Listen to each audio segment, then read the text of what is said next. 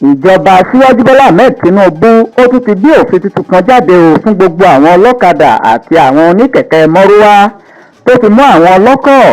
Wọ́n ó máa san 1,000 naira lọ́dọọdún fún proof of ownership certificate. Ìjọba àpapọ̀ lábẹ́ ìṣàkóso Aṣíwájú Bọ́lá Ahmed Tinubu ó ti ṣe àfilọ́lẹ̀ òfin tuntun kan lónìí ọjọ́ Ìṣẹ́gun ọjọ́ 27 oṣù kẹfà ọdún 2023.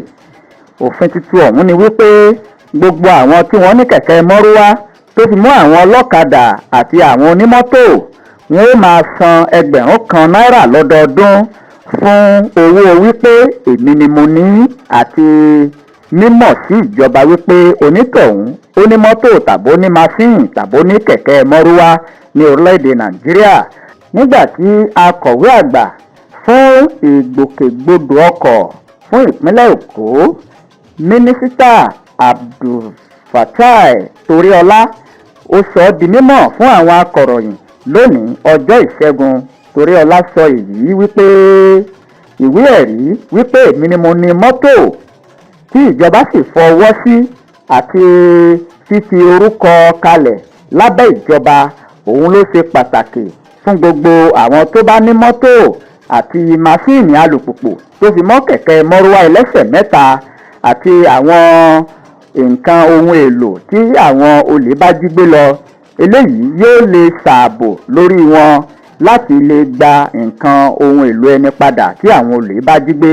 1,000 naira tí wọ́n máa san yìí òun ló ní í ṣe pẹ̀lú ìwé wípé èmi ni mo ní àti wípé ìjọba sì mọ̀ sí i. Lọ́dọọdún ni àwọn ọmọ orílẹ̀-èdè Nàìjíríà tó bá ní kẹ̀kẹ́ mọ́rúwá àti masíìnì alùpùpù ni wọ́n máa san 1,000 kọ̀ọ̀kan fún ìjọba àpapọ̀ lábẹ́ òfin orílẹ̀-èdè tí wọ́n ṣẹ̀ṣẹ̀ tún ṣe àfilọ́lẹ̀ rẹ̀ lénìí ọjọ́ Ìṣẹ́gun. Toríọlá sọ síwájú sí wípé pẹ̀lú ìfọwọ́sowọ́pọ̀ àwọn ẹlẹ́ṣọ́ ààbò ní orílẹ̀-èdè yìí pẹ̀lú ìjọba ni ìwé ẹ̀rí yìí yóò ṣe di gbígbà fún gbogbo àwọn tó bá ní masíìnì alùpùpù.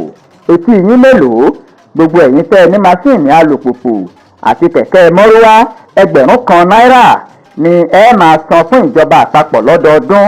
Ó sì ní í ṣe pẹ̀lú èmi ni mo ní ọ̀kadà àti masíìnì alùpùpù pẹ̀lú kẹ̀kẹ́ mọ́rúwá gẹ́gẹ́ bí òfin tuntun tí ìjọba Tinubu ṣẹ̀ṣẹ̀ gbé jáde.